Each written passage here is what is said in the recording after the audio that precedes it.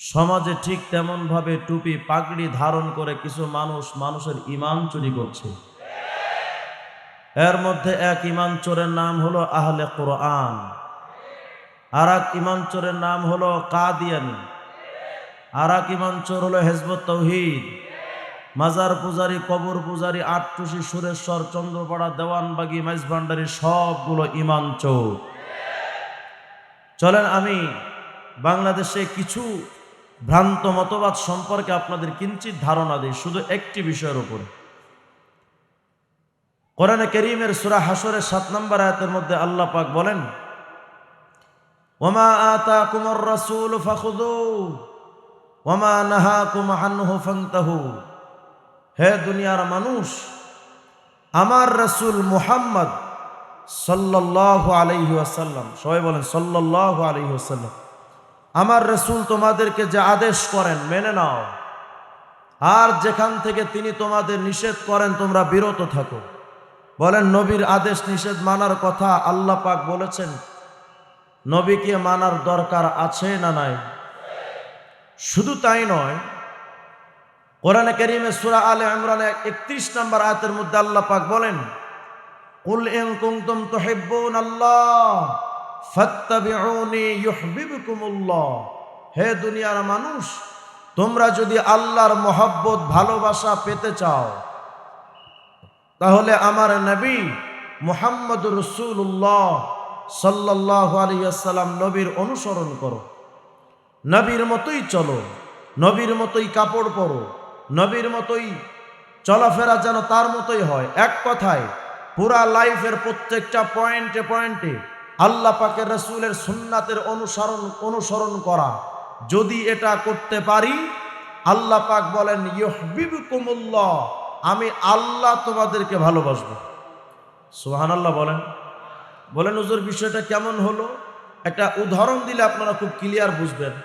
বলেন, আপনার যদি কোনো ছেলে সন্তান থাকে, আপনার প্রতিবেশীর কোনো সন্তান যদি আপনার সন্তানের মতো দেখতে হয়, তাহলে প্রতিবেশীর যেই সন্তানটা আপনার সন্তানের মতোই দেখতে যাওয়া, ওই সন্তানের প্রতি বাবার একটা অন্তরের ভালোবাসা অটোমেটিক তৈরি হয় না হয় না? কথা বুঝেন নাই? মনে করেন আপনার একটা ছেলে মারা গেছে, মনে করেন পাশের বাড়িতে একটা ছেলে হলো, এই ছেলেটা দেখতে হুবহু আপনার মৃত ছেলের মতো। আপনি আপনার ওই ছেলেটাকে খুব ভালোবাসতেন। এই যে পাশের বাড়িতে ছেলেটা আসলো আপনার ছেলের মতোই দেখতে, এই ছেলেটার প্রতি আপনার অটোমেটিক একটা ভালোবাসা তৈরি হয় না? কেন হয়?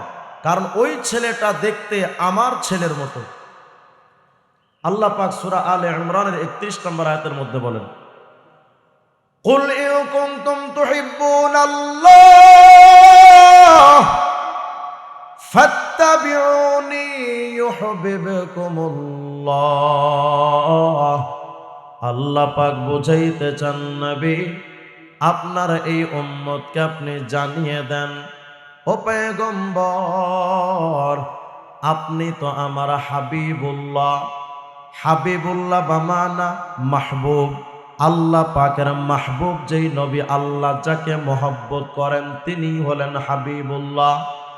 আল্লাহ পাক বুঝাইতে চান পয়গম্বর, সমস্ত নবীর চাইতে আপনি আমার প্রিয়, সমস্ত মাখলুকের চাইতে আপনি আমার প্রিয়। ওগো নবী, আপনি যেহেতু আমার কাছে সবচাইতে প্রিয়, আপনার মতো দেখতে যদি কোনো উম্মত হয়, তার মানে আপনার মতো পোশাক যদি কেউ পরে, আপনার মতো সুন্নাত তরিকায় যদি কেউ ঘুমায়, আপনার মতোই যদি কেউ খানা খায়, আপনার মতোই যদি পোশাক পরিচ্ছদ বহন করে, ও নবী, আপনার সুন্নাত পালন কইরা যারা আপনার মতো হতে চায়, ওই সন্তান নিজের সন্তানের মতো হলে অটোমেটিক যেমন তারে তার প্রতি বাবার ভালোবাসা তৈরি হয়। মুহাম্মদের সুন্নাত কোন উম্মতের মধ্যে থাকলে আল্লাহ বলেন ইউহিব্বুকুমুল্লাহ, আমি আল্লাহ তাদেরকে ভালোবাসবো।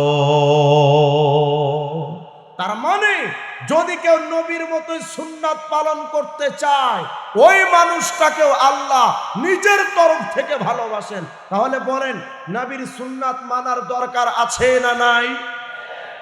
আরো আয়াত নেন কোরআনে কারীমের মধ্যে আল্লাহ পাক বলেন ওয়া মাইয়ুশাকিকির রাসূলা মিন বাদি মা তাবায়্যানা লাহুল হুদা ওয়া ইয়াত্তাবি' গায়রা সাবিলিল মুমিনিন নুওয়াল্লিহি মা তাওয়াল্লা ওয়া নুসলিহি জাহান্নাম ওয়া সাআত মাসীরা। আল্লাহ পাক বলেন যেই ব্যক্তি আমার রাসূলকে মানবে না, যেই ব্যক্তি আল্লাহর নবীর সাহাবায়ে কেরামকে মানবে না, রাসূল এবং সাহাবীদের সিদ্ধান্তের বাইরে অন্য কিছু মানবে, আল্লাহ পাক বলেন ওয়া নুসলিহি জাহান্নাম, আমি আল্লাহ তাকে জাহান্নামে দেব। তাহলে বলেন তো নবীর সুন্নাত যদি কেউ অমান্য করে, অস্বীকার করে, সে কি জান্নাতি না জাহান্নামী? বলেন বলেন, জান্নাতি না জাহান্নামী? শুধু তাই নয়, আল্লাহ পাক সূরা আলে ইমরানের 32 নম্বর আয়াতের মধ্যে বলেন কুল আতিউল্লাহ ওয়া আতিউর রাসূল ফাইন তাওয়াল্লাউ ফাইন্নাল্লাহা লা ইউহিব্বুল কাফিরিন। এই আয়াতে আল্লাহ পাক স্পষ্ট করে বলেছেন যারা নবীর সুন্নাতকে মানে না, নবীর অনুসরণ করে না, আল্লাহ তাদেরকে কাফের বলে সিদ্ধান্ত দিয়েছেন। সুতরাং আমি আপনাদের কাছ থেকে প্রাথমিকভাবে একটা সিদ্ধান্ত নিতে চাই, যারা নবীর সুন্নাত মানে না, যারা নবীর সুন্নাতকে অস্বীকার করে, তারা মুসলমান না কাফের? সবাই বলেন মুসলমান না কাফের? তাহলে আমরা এই একটা বিষয় সিদ্ধান্ত নিলাম, যারা নবীকে মানে না, নবীর সুন্নাত মানে না, হাদিস মানে না, তাহলে আল্লাহর আয়াত এবং নবীর সুন্নাহ হাদিস দ্বারা প্রমাণিত হলো নবীর সুন্নাত অস্বীকারী, নবীর সুন্নাত অমান্যকারীরা প্রকাশ্য কাফের এবং জাহান্নামী। ক্লিয়ার? তাহলে এই সিদ্ধান্ত আমাদের এটাও দেওয়া দরকার, আমার নবীর সুন্নার বাহিরে যদি আমার সন্তান আমাকে চলতে বলে, আমি আমার সন্তানকেও মানি না। আমার নবীর সুন্নাতের বিরুদ্ধে যদি আমার বাপ আমাকে চলতে বলে, আমি আমার বাপকেও চিনি না। আমার মা যদি সুন্নাতের বিরুদ্ধে চলতে বলে, আমি আমার মাকেও মানি না।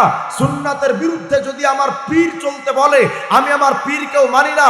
সুন্নার বিরুদ্ধে যদি আমার শিক্ষক আমাকে চলতে বলে, আমি আমার শিক্ষককেও মানি না। সুন্নার বিরুদ্ধে যদি আমার বস আমাকে চলতে বলে, আমি আমার বসকেও মানি না। আরে মুসলমানের সিদ্ধান্ত হওয়া দরকার, নবীর সুন্নার বিরুদ্ধে যদি সংবিধান প্রণয়ন হয়, এমন সংবিধান মুসলমান মানতে পারে না। আল্লাহ রাসূলের সুন্নার বিরুদ্ধে যদি নেতা কেন রাষ্ট্রপতি যদি চলতে বলে, প্রধানমন্ত্রী যদি চলতে বলে, নবীর সুন্নার বাইরে রাষ্ট্রপতি প্রধানমন্ত্রী মানি না আমরা। তাহলে আমরা বলেন নবীর সুন্নার বিরুদ্ধে চলা যাবে? নবীর সুন্নাত যারা অস্বীকার করে মুসলমান না কাফের? এটা আমার কথা না, আল্লাহ। তাহলে চলেন আমি কয়েকটা সংগঠন সম্পর্কে আপনাদের একটু পরিচয় দেই। এই সংগঠনগুলোর মধ্যে একটা সংগঠনের নাম আহলে কোরআন। নামটা কত চমৎকার, কি সুন্দর নাম, আহলে কোরআন। মানে ওরা কোরআন মানে, কোরআনওয়ালা। এত দামি মানুষ, অথচ এই কোরআনওয়ালা দাবি করে তারা বোঝাতে চায় আমরা শুধুমাত্র কোরআন মানি, নবীকে মানি না, সুন্নাত মানি না, হাদিস মানি না। নাউজুবিল্লাহ না বলেন, যারা নবীর সুন্নাত মানে না, কোরআন শরীফে আল্লাহ বললেন নবীকে মানো, অথচ এরা বলে আমরা শুধু কোরআন মানি, নবীকে মানি না। অথচ কোরআনে বলা হচ্ছে নবীকে মানো। তো নবীকে অমান্য করে কোরআন মানা যায়? কথা কয় না। আহলে কোরআনদের মধ্যে দুইজন ব্যক্তির কিতাব আমার কাছে আছে। আমার কাছে একটা বই দেখতে পাচ্ছেন, এই বইটার নাম প্রচলিত ও প্রকৃত ইসলাম একটি পর্যালোচনা। এই বইটার লেখক আবু সাইদ খান, ইনি আহলে কোরআনের একজন সদস্য। উনি বলতে চান নবীর সুন্নাত মানার কথা ইসলামে নেই। এই বইটার 12 নম্বর পৃষ্ঠার মধ্যে গিয়ে আহলে কোরআনের আবু সাইদ খান লিখছে, যেহেতু আমার সময় সংক্ষিপ্ত আমি খুব তাড়াহুড়া করে বলবো, একটু খেয়াল রাখবেন। আহলে কোরআনরা লিখছে, কেউ কোনো বাণীকে মুহাম্মদ সাল্লাল্লাহু আলাইহির বাণী, কর্ম, রীতি নীতি হিসেবে দাবি করলেও তা সত্য হিসেবে গ্রহণ করতে হবে এমন কোনো বিধান ইসলাম ধর্মে নেই। এই বইটা দিয়ে তারা বুঝাতে চাইল নবীর সুন্নাত মানার কথা ইসলামে নেই। শুধু তাই নয়, আর একটা বই আছে আমার কাছে, এটার নাম ধর্ম সংস্কার। লেখক হলো মজ বাশার, মোহাম্মদ জামিলুল বাশার। এই বইটার 22 নম্বর পৃষ্ঠার মধ্যে গিয়ে শুধু যে হাদিস অমান্য করতে হবে, সুন্নাত মানা যাবে না, শুধু এমনটা নয়, মজবাসার লিখেছে কোরআনের পাশাপাশি হাদিস মানা শিরিক।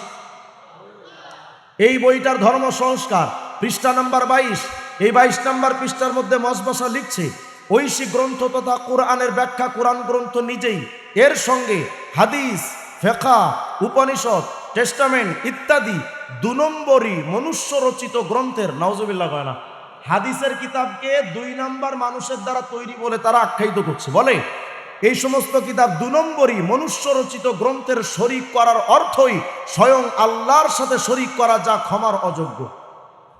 তার মানে এই বইটা দিয়েও তারা বুঝাতে চাইল আল্লাহ রসুলের সুন্নাত বা হাদিসের কোনো কিছু কোরআনের সাথে মানা যাবে না। বলেন যারা নবীর সুন্নাত অমান্য করে, নবীর অনুসরণকে যারা অস্বীকার করে, এরা মুসলমান না কাফের?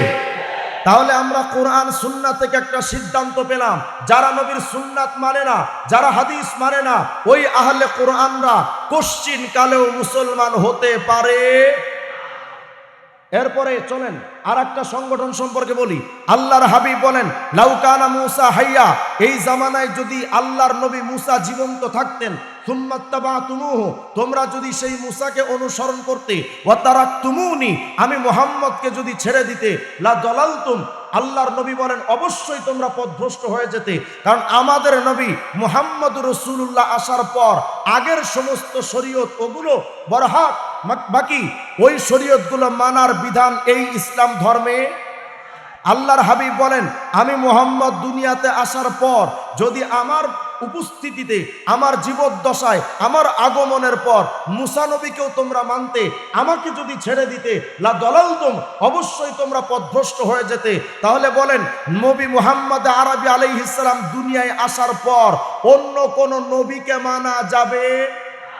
হ্যাঁ, নবীদের উপর ঈমান রাখতে হবে, নবীদের উপর ঈমান রাখতে হবে, কিন্তু অনুসরণের ক্ষেত্রে শুধুমাত্র নবী মুহাম্মদ রাসূলুল্লাহ, তাকে ছাড়া আর কাউকে মানা যাবে।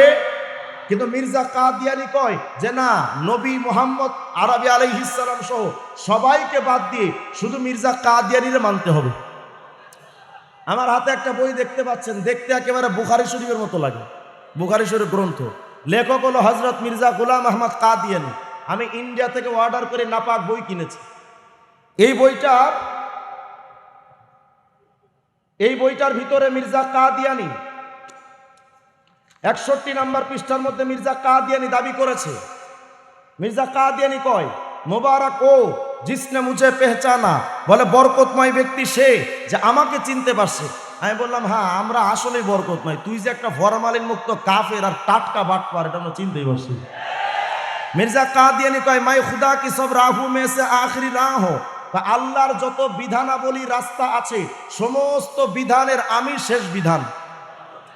শুধু তাই নয়, আর মাই উসকে সব নূরু মে সে আখরি নূর হো, আল্লাহর যত নূর মানে নবী, জাআকুম মিনাল্লাহি নূরাইন নবী, বলে আল্লাহর যত নবী আসছে পৃথিবীতে সমস্ত নবীদের মধ্যে আমি মির্জা কাদিয়ানি শেষ নবী। আমি বললাম শেষ পাগল কোনটা তাহলে? এই বসো, এত কথা কয় না, সময় কম। বলে যে যত নবী দুনিয়াতে আসছে সমস্ত নবীদের মধ্যে ও নাকি শেষ নবী। আস্তে কর নাউজুবিল্লাহ। বলেন আমাদের নবীর উপস্থিতিতে, নবীর আগমনের পর আর কোন নবীকে মানা যাবে? মির্জা কাদিয়ানি বলে মেরে বেগैर সব তারিকি হ্যাঁ, বলে আমাকে ছাড়া আর কিচ্ছু মানা যাবে না। আমাদের নবী বলেন মুহাম্মদ রাসূলুল্লাহ ছাড়া কাউকে মানা যাবে না। মির্জা কাদিয়ানি বলে সব বাদ দিতে হবে, তাকেই মানতে হবে।